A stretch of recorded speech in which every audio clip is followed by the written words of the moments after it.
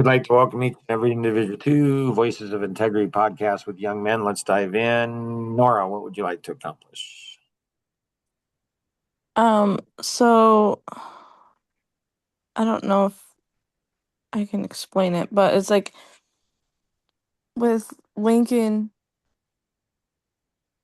like there's stuff that I like see and like want to change, and then it's like, okay, so he's 3, like how do you know, like is it age wise, is it intelligence wise on like small kids on what to, I don't know, expect from them, because you want to catch it at a young age, but then it's also like they're young. I don't know. How do you work through that, I guess? I don't think I did it well, for sure. Um, I feel, Nora, that my whole life, really, people like Mark, you're too aggressive, you push too much, you you're oversensitive on this. You think things matter that don't. You're just two of everything. You're just two of everything. Just everything. Like, okay. And I think I'm too little. I think I People say you overreact. I think I underreact. People say, you push people too hard. I don't think I push them hard enough. Um, and so um,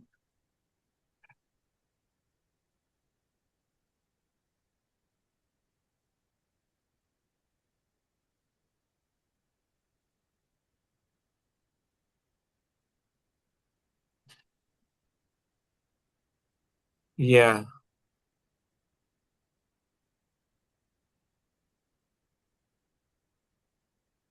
I don't feel I can help you on that. And so this is where the benefit of understanding feelings are not inherently true because they're feelings, And so, but Henry Ford did say, if you believe you can do a thing or believe you can, either way you're right. So, um,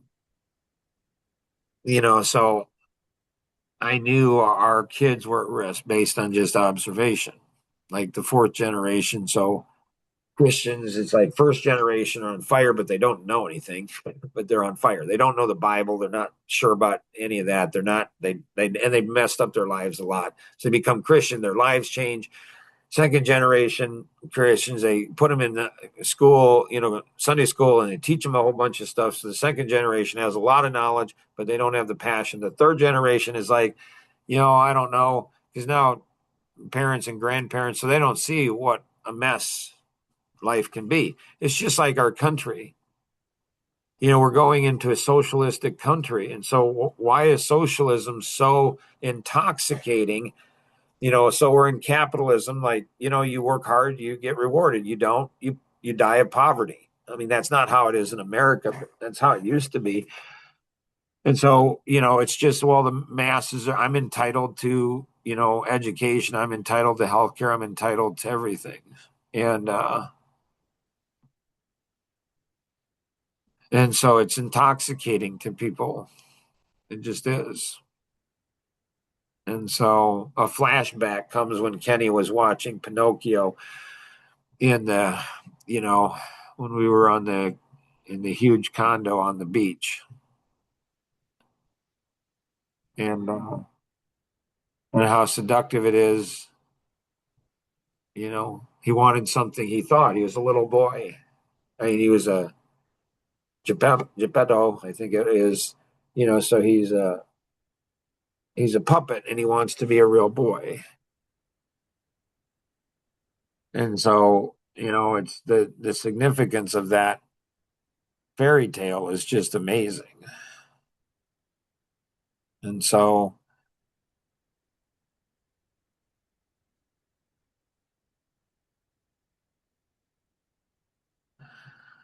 So, third generation gets messy and fourth generation blows out. My kids, as far as I know, are the fourth generation. And so I built a 25-year value transfer system. And, and I knew, it's going to be brutal. It's going to be far harder to raise children. It's going to be far harder to raise children in this generation than it is, you know, in previous generations. And I worked hard, did the things that the Christian church said to do. And the only thing I didn't do is put them in private school, private Christian school. But when I was in a private Christian school, I was offered drugs more there than I was in public school. So I don't know. I don't know. And so,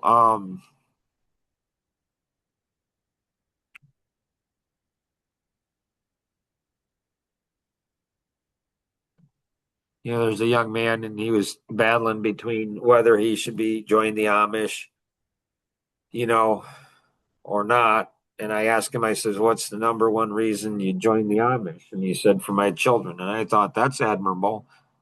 That's a good reason, I think. And that makes sense to me. But then I don't know, a year, 2 years later, I'm talking to a guy. He's in his mid 80s. And I said, you left the Amish church when you were what? He's like 40s. I'm like, why? He's like, for my kids, my teenage kids, so they wouldn't get buried in it. I'm like, so you have one young man that's going to might join the Amish because of kids, which is admirable, but then another guy that's on the other end, and he left the church because he didn't want his children getting destroyed. It's just like, you know, I think that it's like smoking was years ago, and it came out on how destructive it was. Just absolutely, vaping's going to be more. Vaping's going to go ahead and be far more dangerous to people's health than smoking. How do you know that, Mark? I just do. It's common sense. But the government's not putting a stop to it. It's just crazy. It's just absolutely crazy. And so it comes down to addiction. I think social media, they're now finding out there's billions of dollars of lawsuits on social media and how addictive it is and what it does to the brain. And and I don't think we understand the full damage of it now. So what's the answer, Mark? Are you saying that, my kids shouldn't have computers, shouldn't have social media? I don't know what I'm saying, honestly. They're your kids, they're not mine. So I don't know. I don't know. I don't know. It's just crazy. I'm glad I'm the age I am. I would hate to be the age you guys are. But you guys are that age, and so you have the capability to go ahead and to do it. But it seems to me that every generation it gets harder and harder to raise children, have family, marriage. It's harder and harder to do it every generation.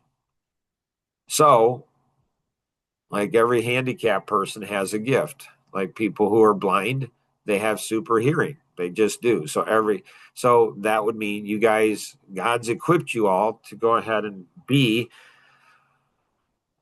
but you're going to have to do a lot better than I did. And man, I worked hard. Still do. I mean, still do. Even though I don't know that my heart's in it. So sorry, Nora, that doesn't seem like much help, and it's probably not.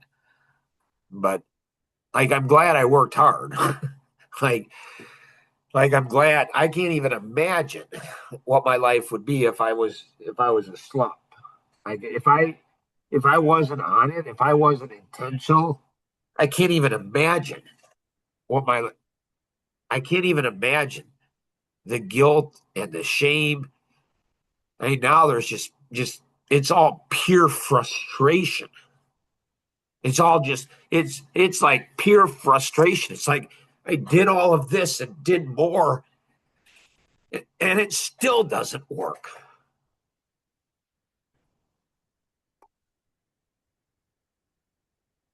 So, maybe the answer is, just don't care.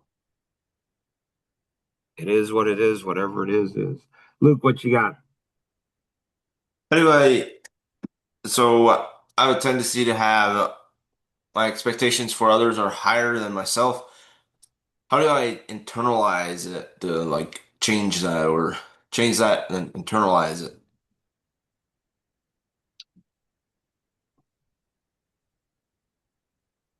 I don't know.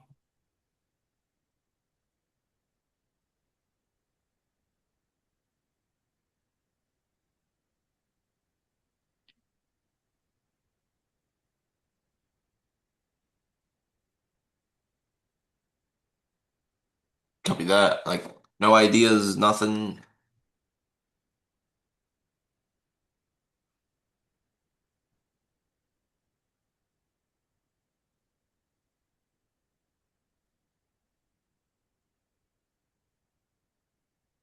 No.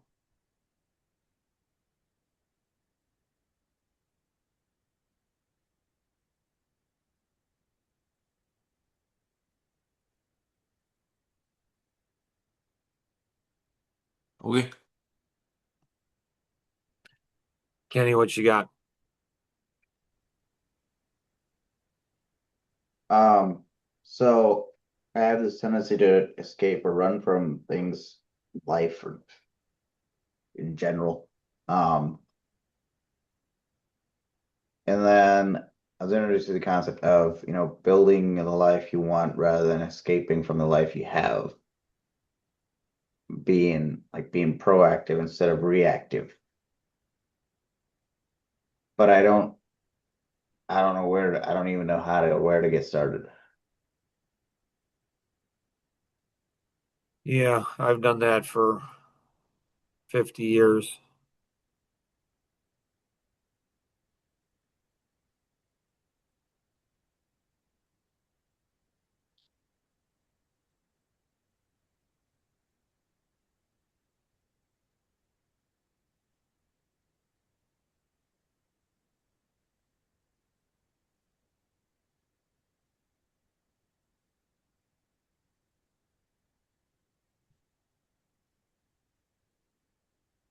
What does it look like for you to have a meaningful existence? For me personally, Yeah. I mean, when I die and I stand before my creator, he says, Mark, well done, thou good and faithful servant.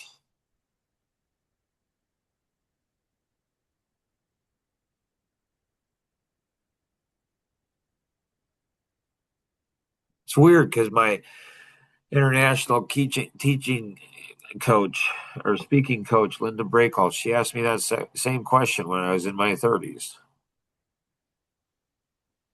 And I said the exact same thing to her. It's fascinating to me and how people say, I've changed so much. I don't think I've changed much at all in the last 50 plus years. Now I've grown a lot. I see a lot, understand a lot, probably have a lot of stamina.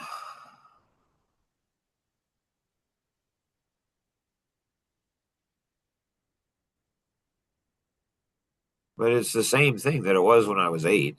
Like it's just this is so, when you do stupid things, think you rob a bank, you get put in jail.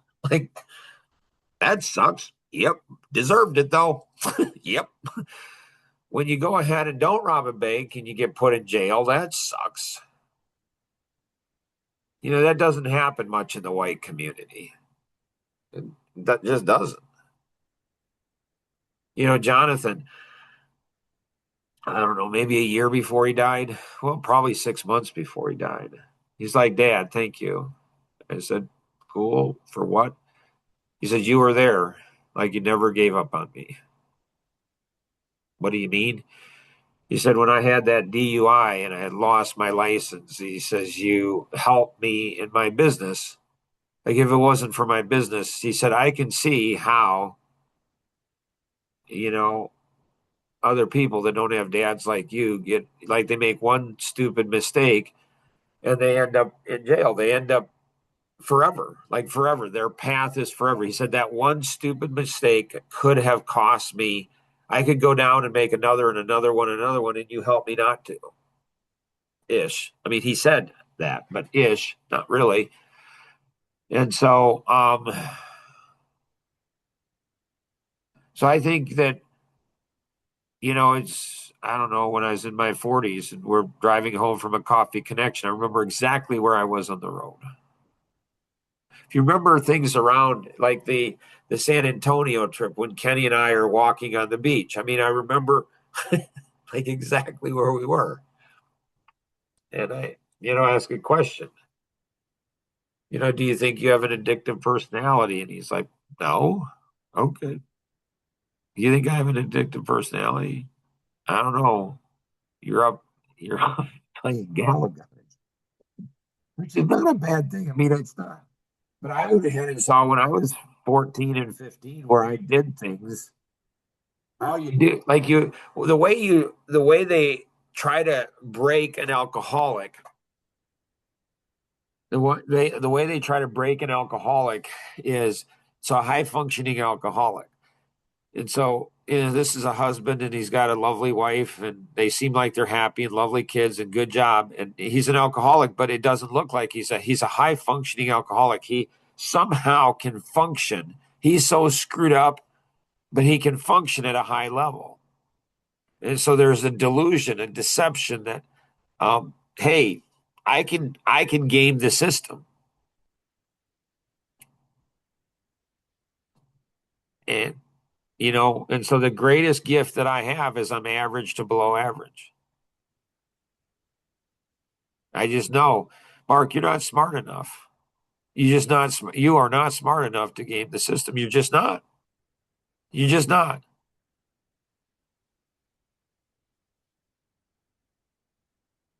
And so that's an advantage I have because it's just like I just can't. And so what they do in therapy for alcoholics, high functioning alcoholics, men often, and they say, think about what your life is going to be in the future. Your wife's going to leave you. She's going to dump your sorry ass. Your kids are going to hate you.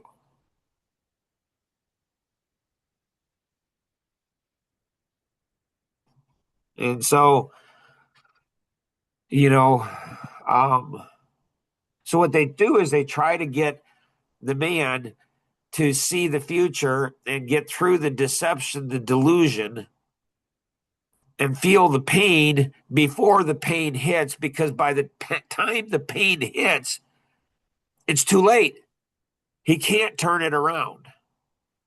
He cannot turn it around. He's gone. And so, but if you've always gotten away with stuff, if you always, you know, like I was talking to Bob, Bob, you and Luke know Bob. And we were talking about law enforcement and veterans. So he's helped a number of veterans that have drug and alcohol stuff. And we were talking about veterans, and he said, yeah, if you go into the military, it's like you have a death wish. And I said, yeah, I'm trying to get some police officers to do podcasts with me and stuff. And I said, in law enforcement, it's the same thing. He's like, right? Yeah. Like Jonathan, he thought about when he was in Nashville, he thought about becoming a police officer. He had no fear of death, none. It's almost like death was calling him. It's just weird. It's just weird. So it's like I think with young men like Jonathan, he's looking for significance. He's trying to find something that he's significant, but the alcohol kept drawing him in. Like it's what's fascinating to me. What's fascinating to me is like Ben. He he was the most empathetic when Jonathan died. He says, "Man, it sucks to be his brother," and he was close to John. I mean, holy cow, they were close. And he's like, "But I can't even imagine being mom, you or mom. Like I can't even imagine, like whatever pain I have, you guys have." It's like how do he do that? Nobody does that. Like it's fascinating to me. I mean, I say things like people don't understand. Like I was sensitive before Jonathan died about, alcohol. I mean, probably the number one, cause contributor to his death was alcohol, I think. I mean, not dealing with issues, him not dealing with issues, burying them, putting them under. Maybe it's generational sin. I don't know. So he said, I didn't find out until he died. He said, he told the boys, he said, alcohol is stealing tomorrow's joy. The kid was just smart. He just was too smart for his own good. He just was. He wasn't like his dad. He was a smart kid. His dad isn't. And so is that any different for drugs? It's not. Is it any different for entertainment? It's not. Or just a thrill, like a weekend having, like Alvin and Mel. They say, some guy that lives in the factory or works in the factory has his whole life. He works 5 days a week so he can go ahead and go fishing on the weekends. There's not judgment there on my part. Shoot, there might be, some envy there. Like, wow, what a cool life to have.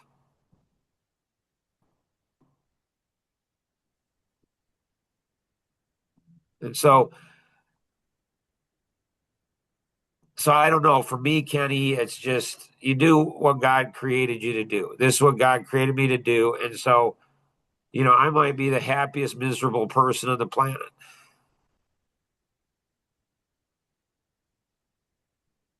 So there is something powerful, deeply, deeply powerful about doing what you were created to do. There just is.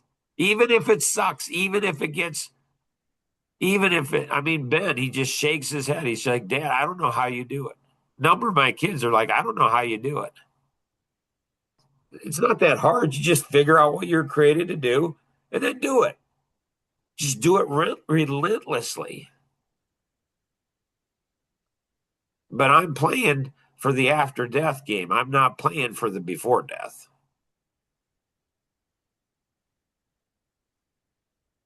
And so,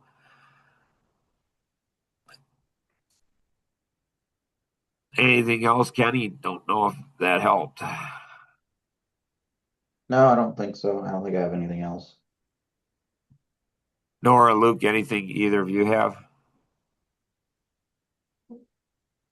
I don't know. No. Like, we're supposed to live like Jesus, right? Like, who's living like Jesus? Like, he's crucified for what? For being perfect? Like, he's helping, he's healing, he's doing all of these things, and then he gets crucified? Like, are you kidding? And you go to these nice, sweet churches that talk about these nice, sweet things, and they they have, man fest, and there's these cool cars and all this food and all this other stuff, and it's like, jeepers, looks like Jesus here. And I'm not criticizing any of that. I'm not. I just have questions. I just like, and so people, it's just like the church, I can say I go to it now because all I have to do is show up once every 18 months. Just, that's my church. And so, I mean, they're building a gymnasium and they have this, and it's like God's blessing it. I'm not saying God's not. I'm not saying that. But are you sure?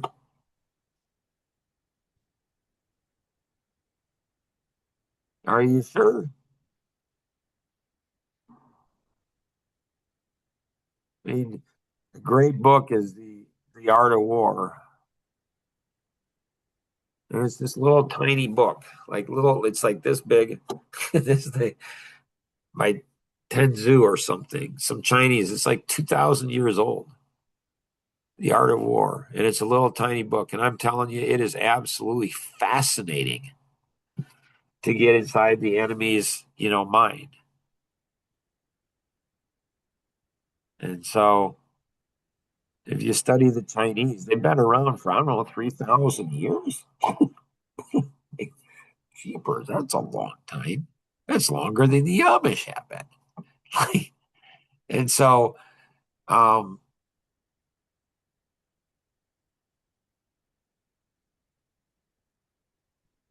so I don't know. I mean, as a kid, I remember saying, hearing that, when you give money or you do something good, you don't go ahead and, lift it up and look how great I am. I'm awesome. I'm great. Tom Coons, he says, as a business, you need to do that to grow your business. So I'm not saying that's wrong to do. I agree with that. But the concept is you're going to get your reward here on earth or you're going to get it in heaven. And so from my perspective, it's like you think about all the work that you do and you get a praise and you get a pat on the back and you get a dopamine hit on how much, but it's all gone. It's all gone. Like it's just so fleeting. But theoretically, for all of eternity, you're getting it forever. So am I going to go ahead and take my dopamine hit here on earth, or am I going to go ahead and live forever? But that's not a message that sells. That's not a message that sells. Not, not going to be a lot of followers. Like, hey, pastor, are you like Jesus? You have thousands of followers. Jesus did. He did not. Well, that's different. So you guys, yeah, you guys ought to listen, go attend. I mean, I don't know, attend, especially now this summer, the PB church. It's a half an hour. And I would, if you don't, I would try some consistency on that. I mean, I think it's best if you participate, if you're in the game rather than on the stands. But I'd be, I mean, because what we think might bring joy and happiness might bring an eternity. Like Jason Eckert, it says gnashing of teeth. And so it talks about gnashing of teeth. And it's like, what does that mean? And he went ahead and said, Jason Eckert said he thinks it's regret. He thinks there's an eternity of regret. Like that's fascinating. So, anyways, hopefully this has been helpful. Always remember we can accomplish so much more together than we ever could on our own. Have an amazing day. Bye bye.